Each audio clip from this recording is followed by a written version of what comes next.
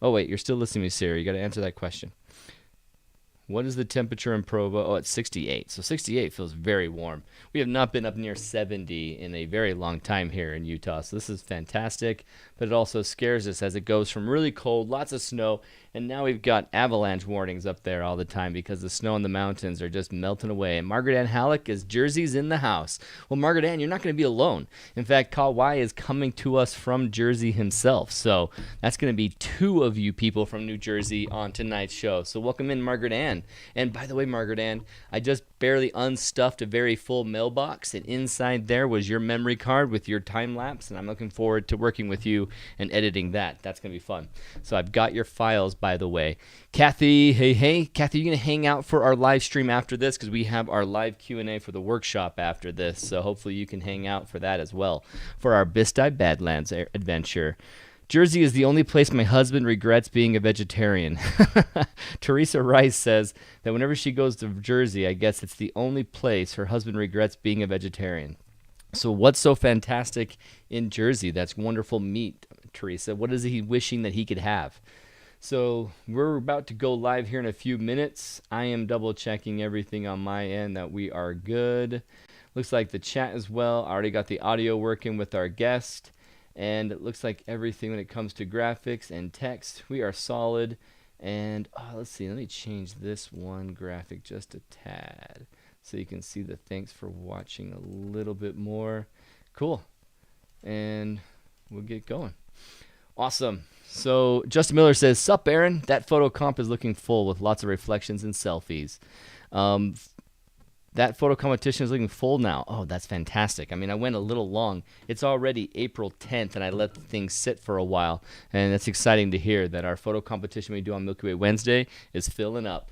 So now it is just hit 6 p.m. Hey, hello from the sunny Bahamas. Hey, Jay, last week I noticed late after we finished the live stream that you said you were in some other place. What was it?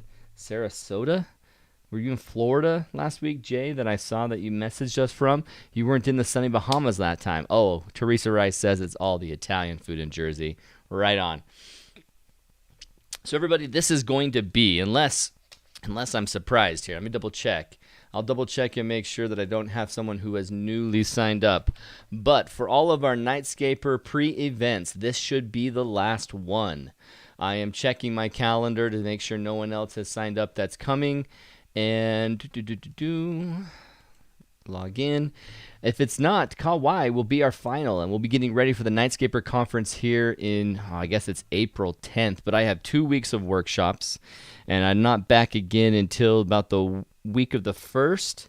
And then the 1st and the 8th are the last two opportunities, but there's no one else signed up unless I'm mistaken. No, Kah-Wai is the final speaker that we'll be hanging out with, so there won't be another Nightscaper pre-event until Nightscaper, which starts in May. So May 18th through 2021. May 18th through the 21st is the Nightscaper conference. So if you haven't signed up yet, check out the links. You'll have a lot of links reminding you from nightscaper.com. Get over on that and join us for the Nightscaper conference in May. That is going to be a fantastic 4 days. The 17th, or 18th, 19th, 20th, 21st. 4 days of learning with 4 nights that you can go out. Leading up to it, you can go out in places, and then leaving there with different people from the conference, like myself and Kah-Wai. I'm assuming Kah-Wai will be teaching some workshops leading into the conference, and then leading out of it, there'll be opportunities to meet up with him. Like, for instance, Kathy Hennehan and I'll be hanging out. Margaret Ann Halleck says, very excited for upcoming 2024 workshops in Canada and Lofoten with Kah-Wai and Rachel Ross. Oh, cool. So you're going to the Canada one with Rachel Ross and Kah-Wai. Okay, cool. That's going to be great in Lofoten with Kah-Wai. Kah-Wai has some awesome aurora photography, and we're going to be geeking out about that tonight. So, oh, Jay, you already read my mind. Perfect. You already got one share. I was just going to say, let's hit that button. I was going to go over to my screen and make sure that I hit it here. I don't have that turned on right now. Perfect. So I'm going to go ahead, hit the share, and let's get our Facebook friends coming over here and listening from Kah-Wai. Because now, with the way Aurora is going, I'll let Kah-Wai introduce the science of it, but the way Aurora is going, it's going to become more and more frequent or more strong, and we're going to deal with a solar maximum coming our way. So we're going to be having some fantastic opportunities for aurora, and you want to learn about how to handle it, how to take advantage of it, how to know and read the signs. And I believe Kah-Wai is going to be talking about some of that information tonight. And if not, you can ask the question. Hit me up in the chat. You see the chat over here on my left. Anything you need a question answered for, I want you to write in all caps. All caps the question, and if I don't ask it right away, I'll be able to scroll the chat and come right back to it. So if you have any questions you want me to hit up Kah-Wai with, make sure you write it in all caps. Okay, John Crook shared as well. So we have 2 shares already. I'm sharing right now. I need 3 more shares, and we're going to go live on here with YouTube. So where am I going? Oh, I didn't hit my Facebook share button yet. That's the problem. Okay. Share and Facebook. Okay, now it's opening up my Facebook. User opted out of platform. No, I haven't. I haven't opted out. I used it just last Monday. So let me make sure I'm signed in on my Facebook. I might be signed into my Photog Adventures and not Aaron King right now. Yep, that's the problem. I am Photog Adventures, not Aaron King. So Photog Adventures is my Facebook page. Apparently it does not want me to share from there. All right, let's hit Facebook share again. All right, Aaron King. Hey, everybody. Ever wanted to fulfill a lifelong dream of seeing and capturing the aurora? Yeah, I know. You have. You really want to. I'll say you really want to. That was on my bucket list, and I'm sure it is on yours. It is on yours. Come over to YouTube right now. And let's learn together from master teacher, and brilliant photographer, Kah-Wai Lin. He has awesome aurora photography and workshops in places like Lofoten, Norway,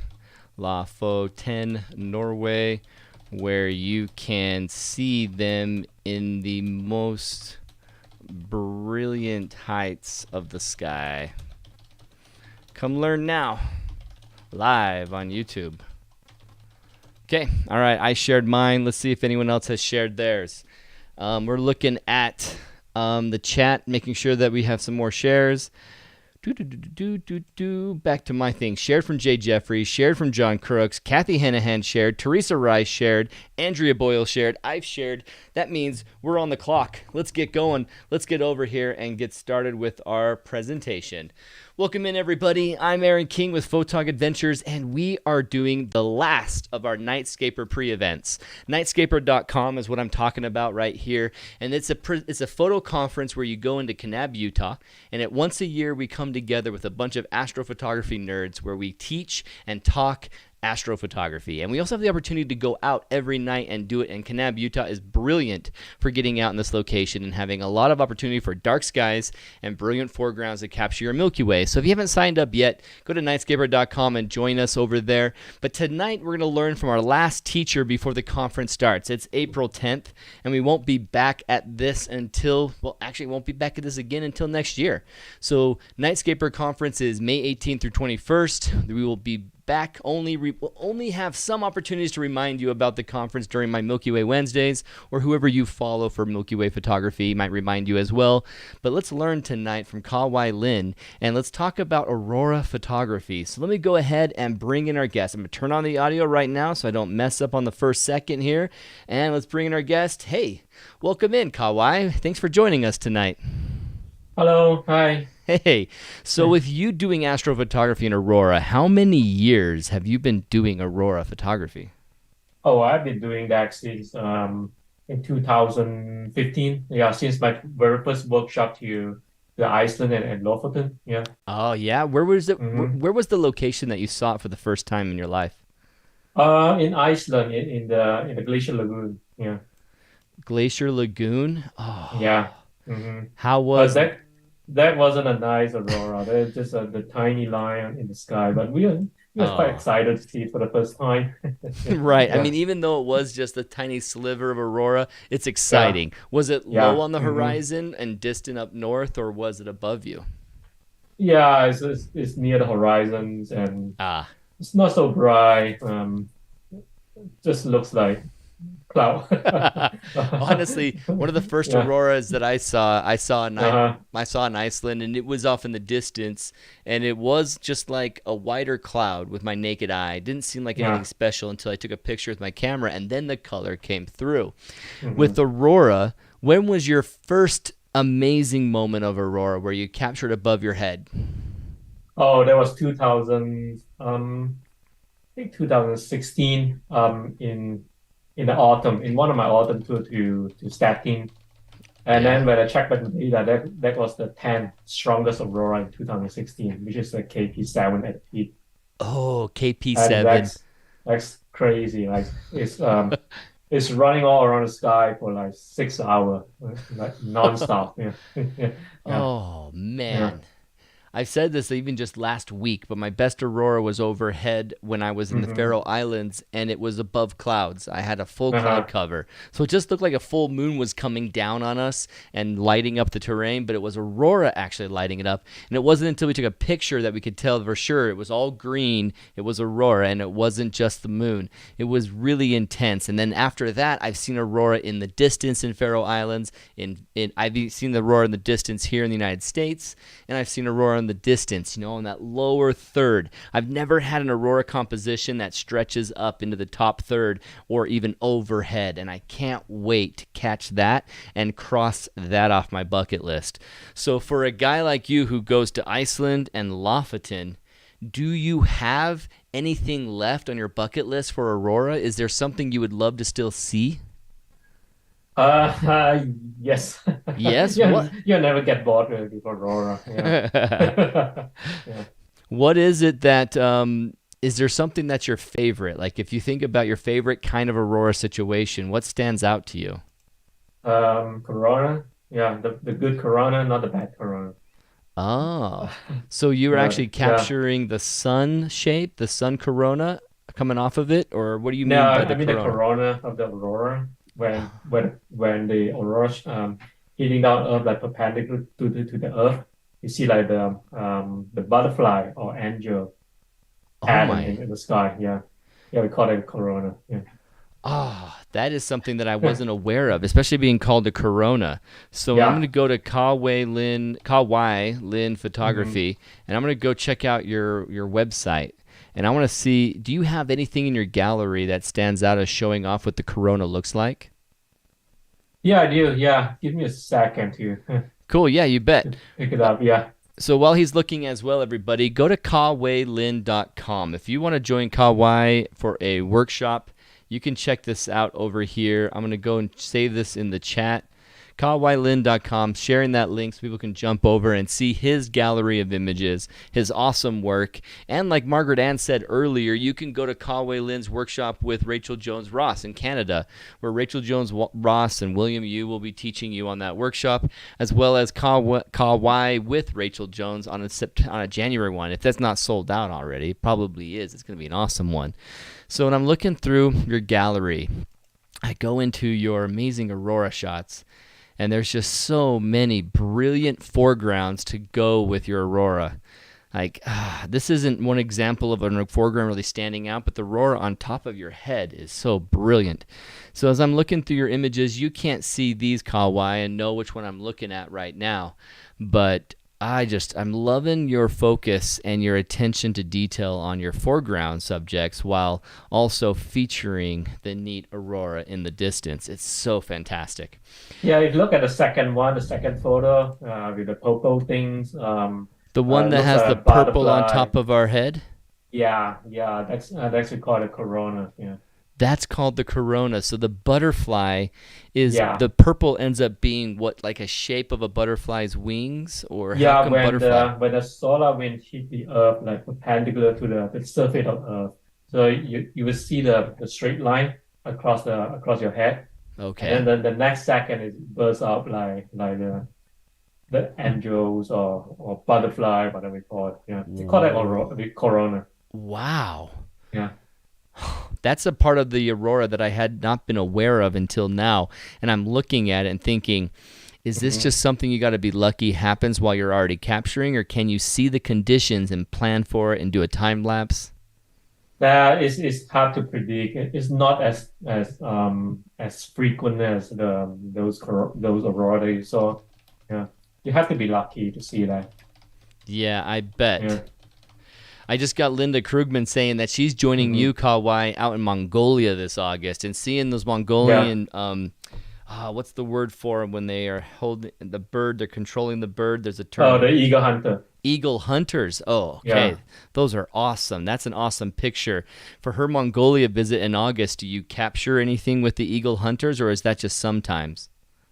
Yeah, we do we stay with the eagle hunter. We stay with their family. So we spend like 4 days with them. Yeah. And then we just bring them to the mountains and then pose for us to take photo. Yeah. Ah, man, that's such a Yeah. good shot. I'll show everyone who doesn't know what I'm talking about. It's at the homepage of Kah-Wai Lin, and as you go through his cool pictures here, you'll see one with the Mongolians coming through on horseback with these birds, and they're eagle hunters. Oh, that's so awesome. Mm. Sweet. So everybody who's in the chat and joining us over there, just make sure if you have any questions for Kah-Wai, you want to ask him specific questions during his presentation, I want you to know to hit me with all caps, and then I will interject with your question, and we'll let Kah-Wai teach us as we're going through. So Kah-Wai, before we start going into our final part of this presentation, where you start your presentation and share your screen, are there any workshops around the Nightscaper conference that you'd like to feature and talk about that you Yeah. haven't filled up yet? Yeah, I'm going to do a workshop about deep sky photography with Matt Dieterich. Oh, Matt Right. Dieterich, awesome. Yeah, right after the Nightscaper conference. Yeah. Okay, as I'm scrolling through and looking at the different workshops, I'm going into May. And so Matt Dieterich, Utah Deep Sky, 22nd to 24th. Yeah. Oh, this one now says full on your website. Did it just fill up? I I think so. Yeah, I think it's full. Yeah. Oh, too bad. So you are going on Matt Dietrich. Matt Dietrich's awesome. And then hmm I see you have a Faroe Islands workshop in July 24th through 31st. That's a Yeah. beautiful place. I love hmm Faroe Islands. I saw a picture of yours where you got a fantastic sunset over Gassadal, and it was Yeah. right there over the foss, and just I'm jealous of that condition. You know how the sunset hitting the clouds just right in the Faroe Islands is fleeting and fast, and to be in that Yeah. location for it, what a great shot. So fantastic. What's your favorite shot in the Faroe Islands?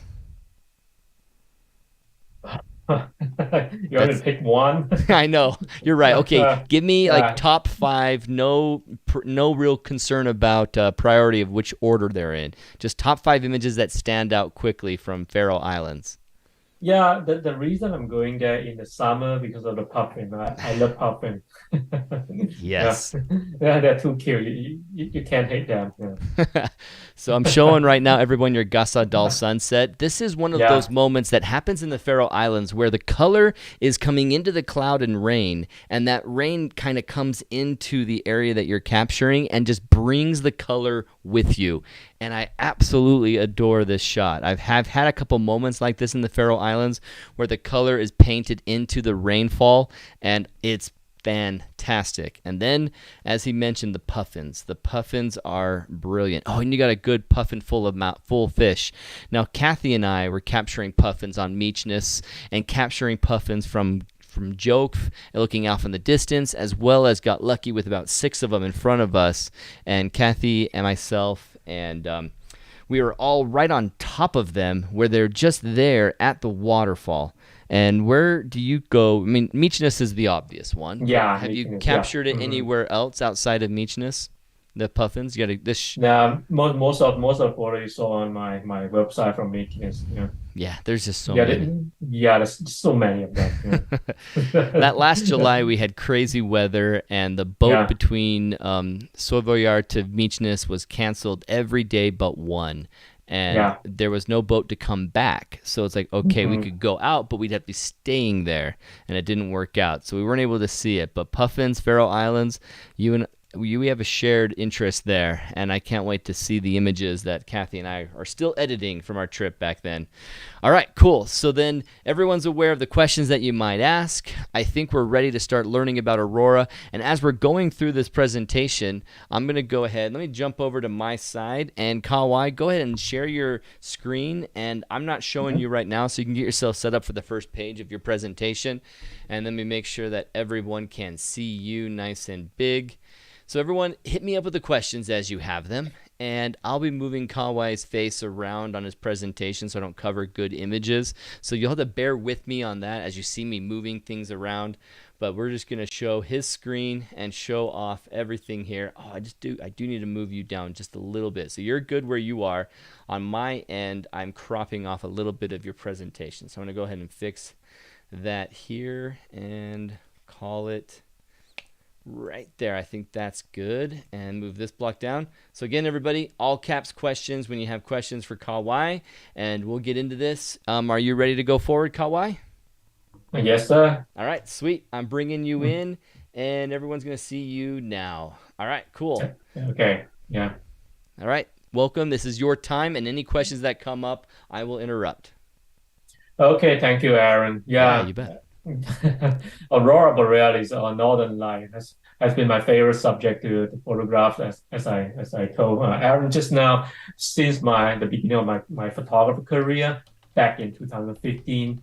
And every year I spend about 2 months, 2 to 3 months to Norway in the winter time. So aurora isn't something new for me, but you will never get bored to see it or to photograph it. Never. Yeah. So in the upcoming Nightscaper conference, I want to share with you the excitement of seeing and photographing aurora. And today, I want to tell a little bit of what is going on with aurora in the headline in the news recently, and a little bit about how to photograph them. So aurora borealis or northern light are the interaction between the charged particle from the sun and the molecule in the Earth atmosphere. So whatever happened in the sun is the fact that happening for aurora. And the patterns and the shape of aurora are determined by the changing flow of this charged particle and the changing magnetic field of Earth. So again, whatever happens in the sun and whatever happens with this particle in the Earth atmosphere affect the appearance of aurora. So they are like moving curtains of light. Sometimes they're moving very rapidly. Sometimes they're moving slowly. So this is the basic of how aurora happens. And in the last 2 months, we have been seeing the news about the sun activities like the corona holes, corona mass ejection that result in the aurora activity across the northern part of the US, and which auroras are rarely seen. And because corona holes are the source of the fast solar wind stream, we sometimes have the potential to produce a minor to moderate geomagnetic storm. So once it appears, once you see this, I'm going to pull out my pointer here. So if you look at the photo here, once you see those corona holes, these black holes, happens on the surface of the sun, the solar wind takes about 3 to 4 days to reach the Earth. So that's when aurora possible to show up. Just highly possible, no promise. Okay. So sun activity has been required in the last few years because we were in solar minimum.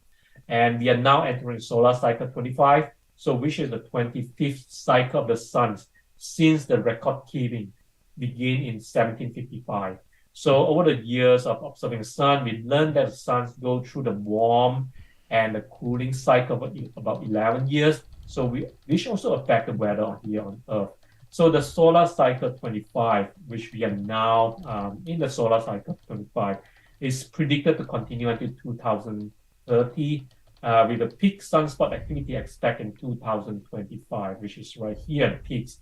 And according to the NASA and NOAA panel of solar science experts. So as the solar cycle 25 build, the strong solar storm are more likely to result in satellite, the radio communications, and power system failure. So this is a very real threat to our community, to the Earth. So in early February 2022, a geomagnetic storm, a big magnetic storm, destroy about 40 new SpaceX satellites in the orbit. Okay, so that cost Elon Musk about $100 million. So I guess he's not quite happy about that. But so with the thousands of small satellite now orbits in around the Earth, which provide all of us with the internet service and other communication. So this is a problem that we need to take seriously. Nevertheless, on the bright side, for the photographer, for us, more solar activities lend itself to more awesome display of the bright aurora. So this is how the society works, right? This is how how our world works. When something's happen, someone are happy and someone are not happy. So when the solar storm happens, we are happy about that because of aurora.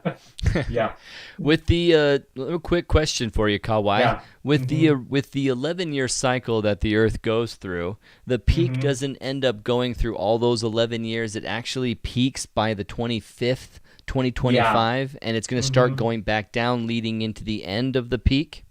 Yeah, yeah. So the solar cycle start around 2020. We are now somewhere in the middle between the low and the high peaks, and the peak will reach uh, this cycle will reach a peak at July 2025, and then after that it will go down and go to the quiet phase again. So the Yeah, 11-10 year solar maximum phase actually is including that rise, but then as it's going yeah, back to a solar minimum, the time it takes to go back to the solar minimum is the other yeah. 5 years of the 10 year, so 11 years. Yeah, the maximum, the solar maximum, it just refer to those maybe 2 or 3 years Ah. around the peaks. Yeah, the 11 years is the whole cycle. Yeah. Okay, so if you're thinking Hmm. about being an Aurora fan and chasing it, when do you think will be the last time you can really look at it as being the peak season? 2026 is too far back. 2020, all of 2025. I would say 2023, right? This year to 2027. Yeah. Okay, great. All right, cool. So Yeah. anyone who's making plans to be an Aurora chaser, the next 5 years are pretty much it. The next 4 years are pretty much your best time to do so. Yeah. Okay, cool. Thank you for clarifying that. Yeah. And yeah, so when we talk about the prediction of aurora, or you want to check the aurora activity or sun activity, this is the most informative site about the aurora activity or sun activity, or about the space weather, the spaceweatherlife.com. So basically we just read the data and analyze the data from here, and then we kind of predict how the aurora is going to happen for tonight or for the next few nights. And yeah, so this is the most informative site about predicting aurora. And I'm going to talk about all the detail about how to read the data in the conference. So let's keep the secret until the conference. So Gotcha. Cool. So, any of you who are going to the conference, if you weren't already planning on making sure you made it to Kah-Wai's presentation, the schedule's not out yet where everyone's teaching and when's everyone's teaching. But if you're looking at your schedule in the future, keep a note there and say, okay, I want to learn about aurora details and how to read the numbers, like KP4, is that good or bad? High latitude's active 10%, is that good? Is 65% severe? What does that even mean? If you want to learn all of this information about hemispheric power, the aurora oval, all of the details are going to be given at the presentation of Kah-Wai in the Nightscaper conference during May 18th through 21st. So put it down a note right now if you're thinking, I want to learn this, I want to know this. Make sure you go to Kah-Wai's presentation. Okay, awesome. yeah, and just a little bit about what I'm going to talk about the predicting of aurora. So there are two very important factors to decide whether we'll see the aurora or not. So the first is the Earth weather, which is the season and the weather. So for season wise, it has to be in the nighttime. So apparently in the northern hemisphere, we can see from the autumn to winter from around September to end of March or beginning of April. So these are the best seasons to see the aurora because you have long night times in the hemisphere, and and so also the weather, the cloud. So the cloud is the boss.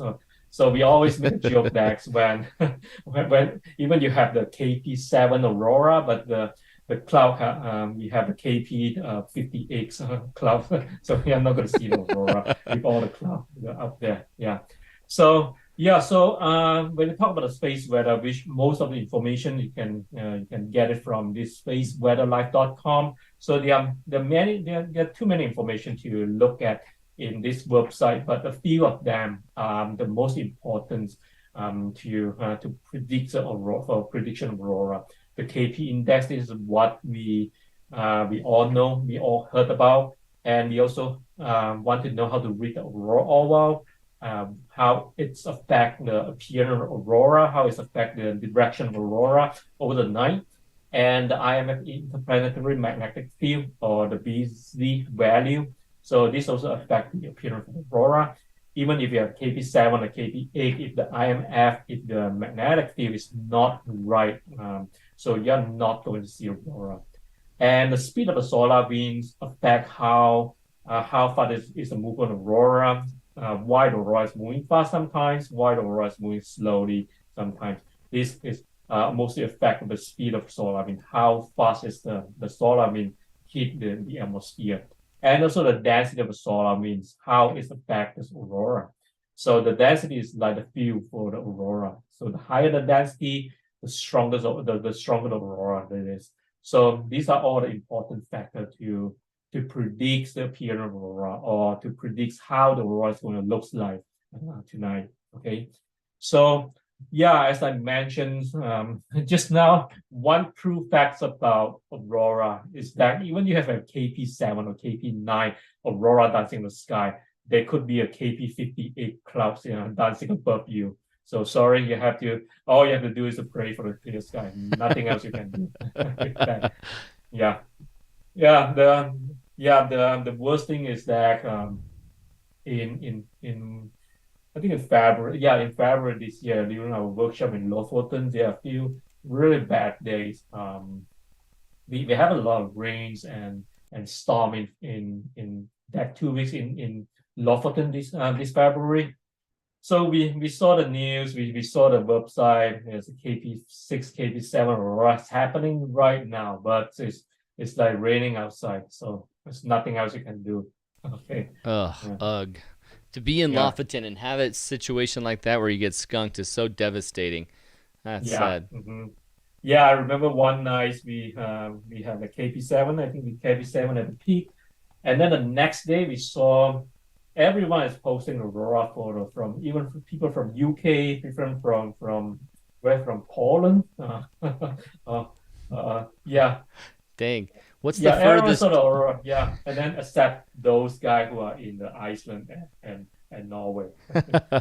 What's Yeah, the furthest you've ever driven on a moment's notice to capture aurora? sorry. What's the furthest you've ever driven on a moment's notice to capture aurora? You mean where during a workshop or Just when like in I'm your own chasing of aurora, like what was the furthest you're like, oh my gosh, I want to make it for this aurora, but there's so many clouds here. I'm gonna drive 6 hours, 12 hours. What's the furthest you've driven to try and get away from clouds? I think like 2 hours. That's the maximum. We saw the small hole in the sky. I Oh, mean, in the cloud maps, and then we know that aurora is going to last for a while. So we just take a bath and then just drive. Yeah, God, right on. Okay. yeah, Clouds are definitely the king of all sky shots, and they can really ruin or make anything. yeah. But aurora again is it's all about luck. So you can predict it, but you need a lot of luck to see it. Yeah. Again, Oh man. yeah, yeah. You have to pray hard for that. Yeah, Oh, that's a good shot. I love the reflections in the water when you have them. That's awesome. yeah. I just want to share this aurora shot back in March 2007, and so this was taken in Scott Sandon Beach in Lofoten. So this is one of the most iconic location for aurora in Lofoten. Yeah, because in the low tide you see the nice refractions and all kind of the foreground animals. That's So when we gorgeous. talk about the setting wise, a 10-second exposure, because the aurora is not moving very fast. I will talk more about that in the Nightscaper conference about the settings. So we were here because it's a low tide.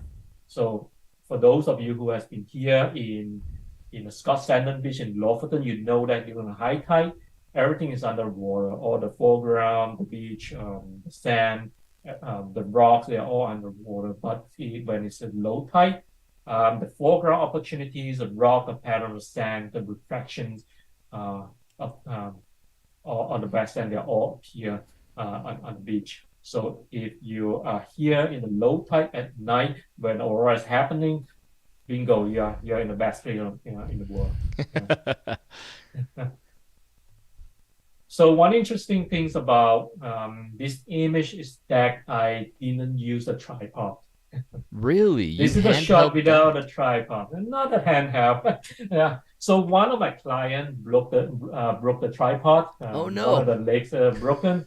So I'm not going to talk about which brand of tripod he's using, but yeah, that's happened in that tour. So I borrowed him my tripod. So after every client was taken care of and they were busy shooting, and then I just took my camera out and then no tripod, what to do? I just place it on the beach. So I actually put my camera on the glove, and then my glove is on the beach Oh, on the wet cool. sand. Yeah, and this is how this image was shoot. So not quite possible to find adjust the level and the composition, but I know I can see the reflection, I can see the foreground, but it's hard to fine tune the compositions with just placing in the floor. Yeah. So I shoot it wider and then adjust the level back in the computer. So this is how this image was being done, and I think this is my favorite shot all That's amazing. And it was the a time. compromised situation. That's Yeah, fantastic. I've got a yeah. question coming from John Crooks actually right now, and it's one that I'm Hmm. thinking is going to be a bit of an easy answer, or you might not know because maybe you've never tried. But when you're capturing deep sky, you like to use an astromodded camera to see more of the infrared. Now, that's Hmm. not what's happening with Aurora. It's not an infrared light. So, do you Hmm. have any experience or knowledge whether or not an astromodded camera will hinder, help, or ruin a aurora capture? This is a good question. I never thought about that. I never thought about using an astro modified Yeah. camera to shoot aurora. But I would guess if you have the full spectrum camera, that probably could help to get more, maybe more color. That's just my guess.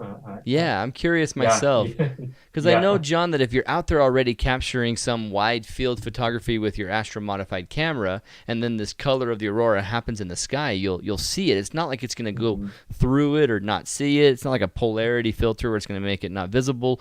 And I don't think it's mhm, going to make it more vibrant, but it might. I haven't seen that before, but I know that Mary Beth Kaczynski uses an astro modified camera and she gets her auroras while she's out doing Milky Way, and I don't know if she's ever had any with her Z9 or Z6 or whatever she's using that has the Astra Mod on it. I'm not sure if it has ever been a scenario where it happened to come from that camera and if it caused any change whatsoever to the aurora. It's all about color balancing it back, and so I'm not certain. It'll be interesting, but mhm. John does have a full spectrum Kah-Wai, so it looks like he might have a chance to capture it with it, and I don't know, I don't think it would hinder it. I don't think Yeah, so. I didn't think anything would go on the bad side. So so just let's just try it. Yeah. Yeah, awesome. Cool. Mhm, Thanks for taking that question. Anyone? Oh, you have a Z6 from Spencer's. Okay, awesome. John Crook's got one from spencerscamera.com. So he's got a mhm. Z6, and hopefully that'll work well. Any other questions, everyone? Hit me up right here. Nihar makes the comment I recently went to Iceland and used my visible H alpha, and I got the red glow along with the usual green. So maybe the red part of the curtain, the kind of pinkish red, maybe that shows up a little more vibrantly. Yeah, possible. I Yeah. could believe Hmm. that. Hmm. Awesome. Cool. Thanks for taking that question. Any other questions, chat? Just hit me up with all caps. Thank you. Hmm. Yeah, I think I'm almost done with my sharing today because I want to keep all my secret in the Nightscaper conference. Yeah, because I was told to yeah keep all the best thing in the Nightscape conference. Yeah. Okay. So anyway, the possibilities are endless. So you can there are a lot of things you can do with Aurora compositions. I always told my client when you shoot Aurora, then just focus on the sky. look at foreground, look at the landscape. This is what makes your aurora Cool. shots stand out from the cloud. Okay, if just a green sky in the photo, it doesn't tell you where you're shooting. It doesn't tell you your artistic sides of the photography. So, um, yeah, so do it like daytime photography. Look for the good compositions. You can do the scouting in the daytimes and go back there in the nighttime when aurora is happening. Yeah, work hard on the compositions. Yeah. So so with that, see you in a Nightscaper conference. Yeah. Cool. Kah-Wai, leave these And pictures up on this frame because I just want yeah. to ask you a few questions about them. So, looking at the one below the word in Nightscaper, you've got that one with the rock and the snow band going across it for your foreground subject. When Yeah. you're out there and you're planning on aurora, how do you handle choosing a foreground? What are some of your decisions you're making with your composition of your foreground? So the more you know about location, just like daytime photography, the more you know about location, the more you can the more interesting foreground you can find.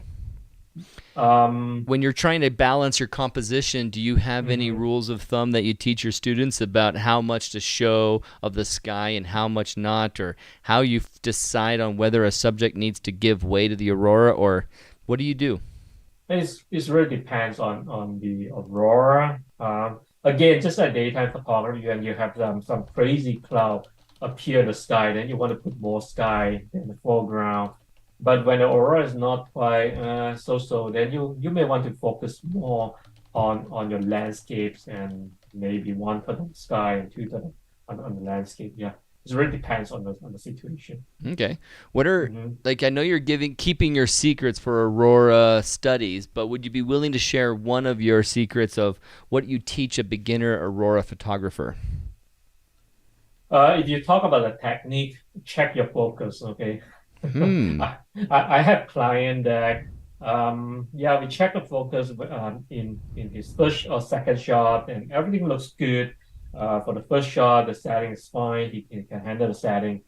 And then he just starts shooting aurora for the throughout the night. And I keep asking him check the focus every 5 to 10 shots. And then that guy just too excited and just keeps shooting for the whole night. So when get back to the room, when you check the photo, the first 10 to 20 photos are sharp in focus, and then the rest of them are all out of focus. Oh So I no. think this is the worst thing you want to see. This is this is the worst thing you want it to happen. Yeah. Yikes. Okay, Yeah. exactly. I agree. Hmm. Especially when you're moving your camera, you just want to always double check. That hurts Yeah. my heart to hear that. Yeah. Margaret Ann in the audience asks, "How did you get the starburst pattern in the photo with the snowy road? So the one where the night is the N." So this is a f14, small aperture. So yeah, just like daytime photography, f14s or smaller aperture. I bump up my ISO to I think 5,000 or something to get the shot. Yeah. Did you already know that the moon would line up perfectly right there on this path, or did you come across it accidentally? This is actually an accident shot. So I remember that week we have 7 nights of aurora in a row, 7 nights every single night. Aurora in that week. So we have shoot in many locations in Lofoten, and then I was thinking about this place here. So this is actually the have you been to Lofoten, Aaron? I have not yet. It's on my list, but I have not made Okay. it. Yeah, this is a road to one of the fishing village in Lofoten. This is actually facing the south, so it's not the classical location for Aurora. Ah, So I told my client we have been to all the classical location. So we want to try something special or something different. Then we come here and and then we saw the moons moving around here. I At first I was annoyed with the moon because the moon is just right in front of us. yeah. And I thought maybe in 10, 20 minutes, the moon is going to set and then we can start shooting. And then, oops, when the moon is moving, it's moving just right on top of this mountain, just right on top in this pocket here, That is just right on perfect. top. Yeah, that's the perfect moment. Yeah. And your instinct for going down to a smaller aperture where it's going to make the starburst is brilliant, because just having the moon there Mm-hmm. is nice, but the Yeah. starburst really makes it sing. And Margaret Ann, I Mm-hmm. mean, it stood out to you too, as well as it stood out to me as a fantastic image.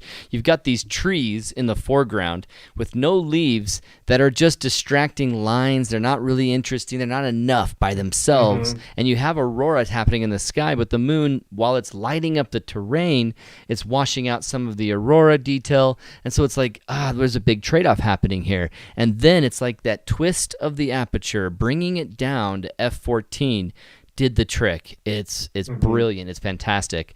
One of my favorite photographers that I've followed for a decade, 2 decades now, is a National Geographic photographer who likes to teach about the philosophy of celebrate what's right with the world. His name I forget all the time. Despite declaring him one of my favorites, I never remember the guy's name.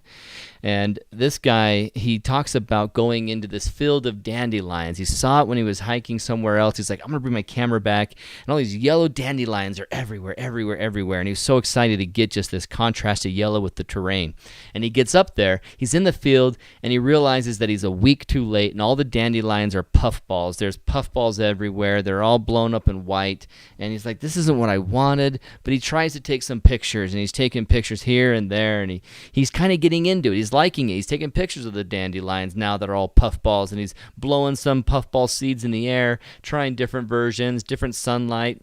And then finally, almost on a whim, he goes down below a dandelion and lines the dandelion puffball up with the sun.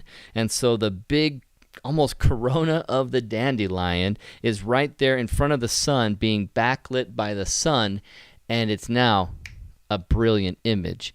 And I feel like this capture that you did here, waiting for the moon, and that final adjustment was like, boom, there it is. There's the composition. You made something great out of some place that was just missing something.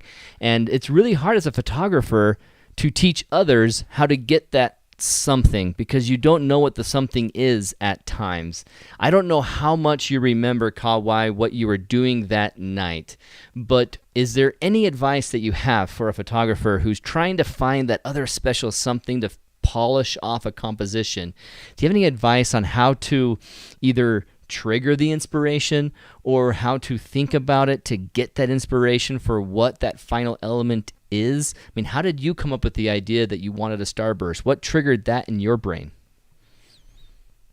Uh, It's a tough question. I'm yeah, it's pulling a out tough a big question. one. Yeah. Yeah. Hmm. Yeah. Again, the more you know about location, the more it's very helpful to know about a location. Yeah, I spend a lot of times in scouting a location, so I know what's happened. For example, I know what's happening in this particular beach during high tide, during low tide, with snow, without snow, in a storm, without a storm, with rain, with cloud, without cloud, with sun. So I know what to expect in all kinds of situations, and that will help you to make the decision when something unexpected is happening. Yeah. So Yeah. mostly it's preparation and knowing Hmm. your gear and knowing your location that helps you Yeah. be equipped for that inspiration. I like that. Yeah. Hmm. I just looked it up. It's Do It Jones. He's Do It Jones, and I think in his situation with the puffballs, it was endurance. It was trying a lot of things, and then finally something clicks. So when you think about Yeah. your photography, you mentioned that you've been doing it since 2015. As people are getting into their own photography talent now and building it, what's some of your favorite tips, general tips for photography that you really love to share? Um, you have to know a camera well. You have to take it out to uh you have to use a camera. You just have to go out and shoot and train. That's how you train your eye to see the landscape. Uh, I have a lot of students or clients who never even pick up a camera, who don't know how to use a camera, Yeah. or maybe they touch the camera when they're on a workshop. So when something happens, like when something interesting happens in just that second, they don't know how to respond and they don't know how to react to it. That is a tragedy. And a lot of Yeah. things, even with Milky Way, even though Milky Way takes Hmm. all that time to move, there are quick moments that you don't want to Yeah. miss. Yeah. Sunset, Hmm. sunrise, far more unforgiving than Milky Way. Aurora, very unforgiving, as all of Yeah. your pictures, the shape of the aurora change seconds later. Hmm. And so, in order to plan something like this bottom middle image, where the curve is going right above the top of this, section of mountain, this little mountain range, you can't sit there and take a half an hour because this could completely move and change its shape. And so you don't know really quite what you're getting. So, yeah, you do need to be able to respond quickly. I hope all of you here are thinking that way. Do I know my camera well enough to just burst something out? For instance, when I go to a workshop and I'll teach them a panorama, I can do the panorama they're about to do in just like 2 minutes. Unless I'm going for a long exposure in the foreground, it's just 2 minutes and it's over. And now I just do my long exposure, 1 minute each, 9 images. So 10 minutes later, I'm done. I'm gone.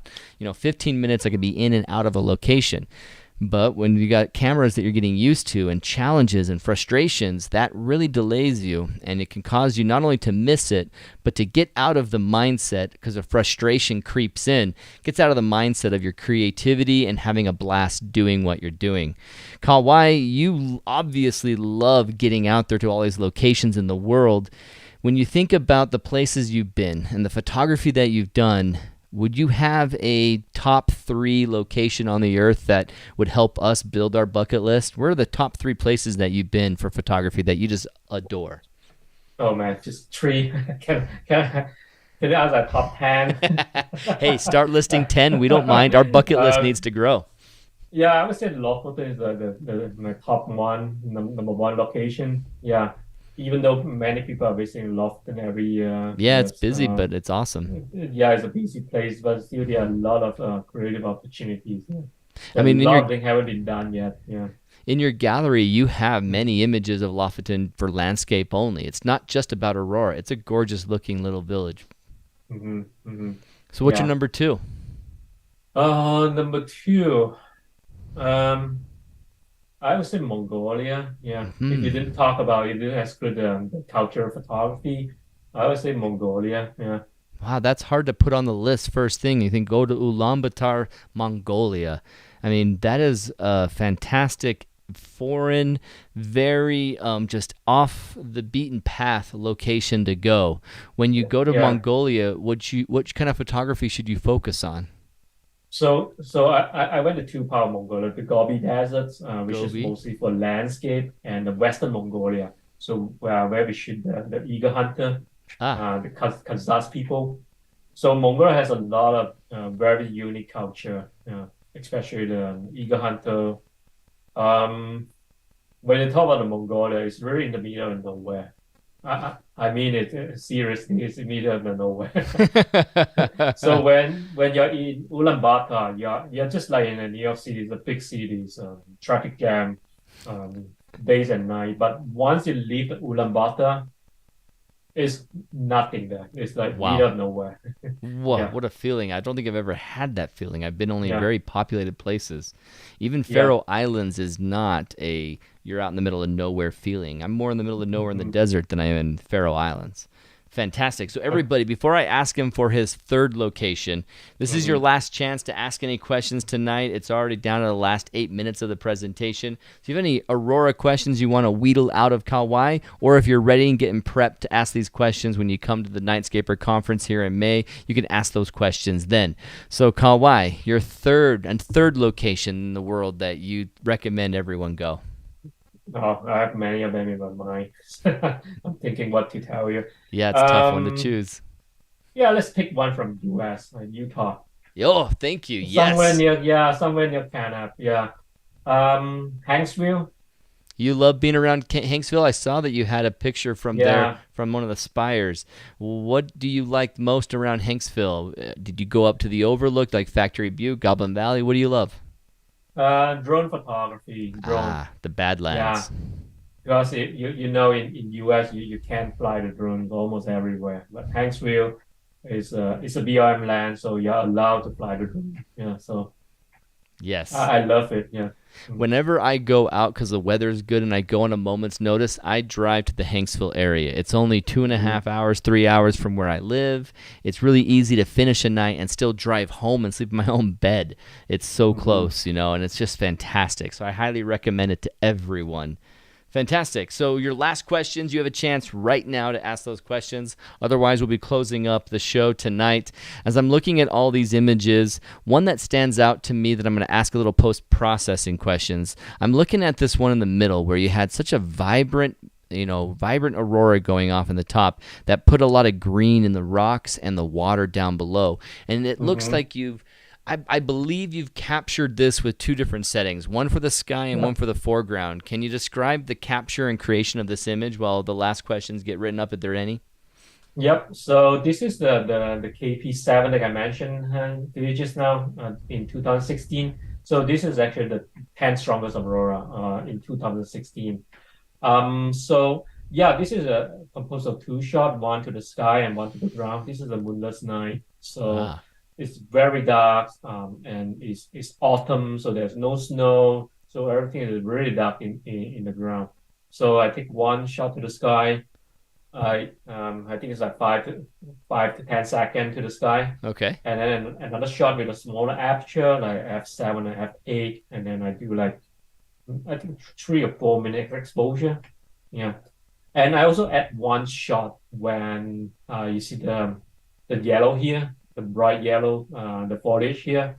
So we actually shoot next to the highway. Oh, really? So That's why I those trees are lit up a little bit more back there? Yeah, so I wait when the big truck is passing by, so the light of the car just lit up a tree. So I make a click. So I blend three photo into one. Yeah.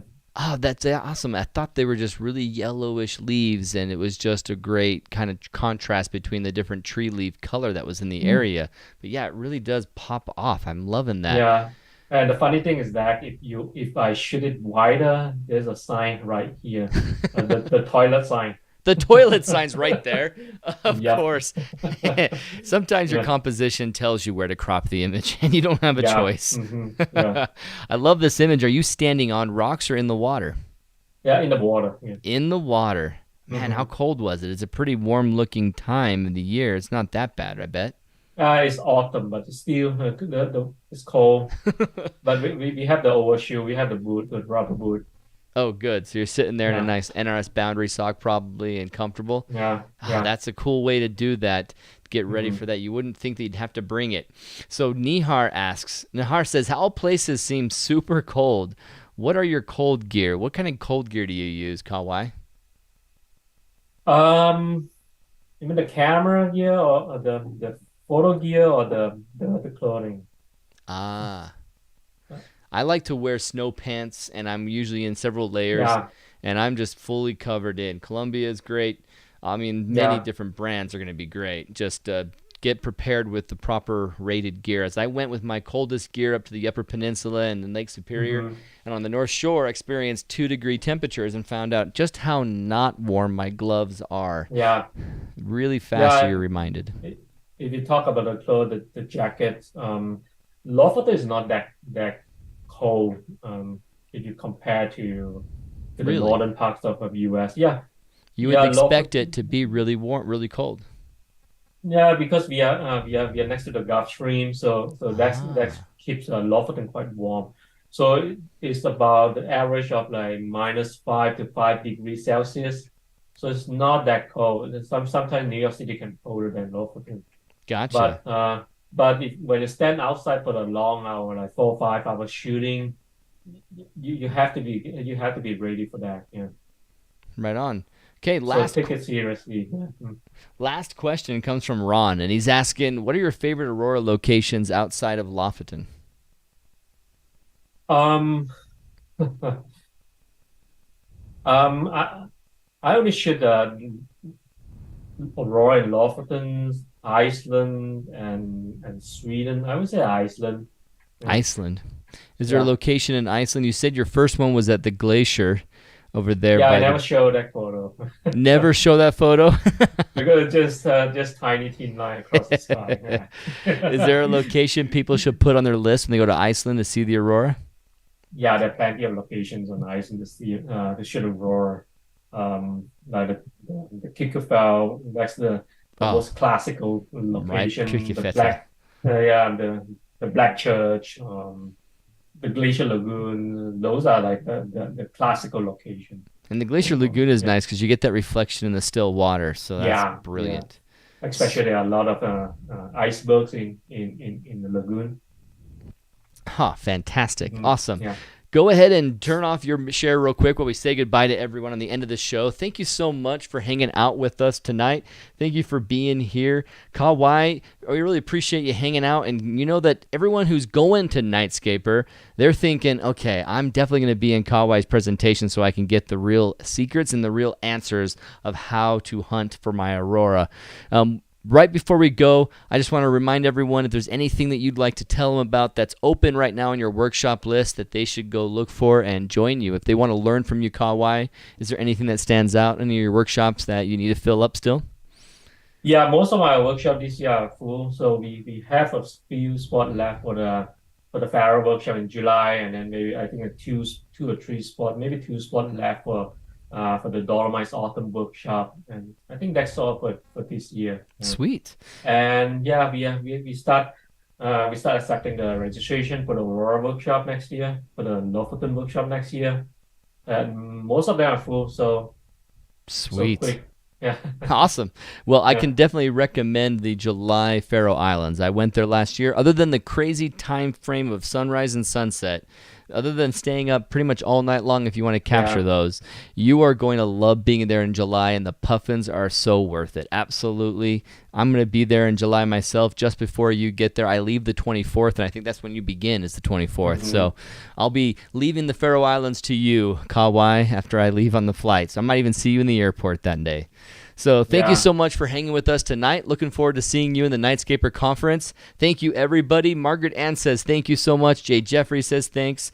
Thanks, everyone, for hanging out with us. We'll be back. No more Nightscaper pre-events, but I'll be back on Milky Way Wednesday this Wednesday. And I also, for those of you in here that are hanging out with me in the Bistai Badlands workshop, we're going to go live here at 7:15. So come on right back. Thank you so much, Kah-Wai. Have a great Thank night. you. And we'll see everyone who's going to the Nightscaper conference there in May. So we'll see you all then.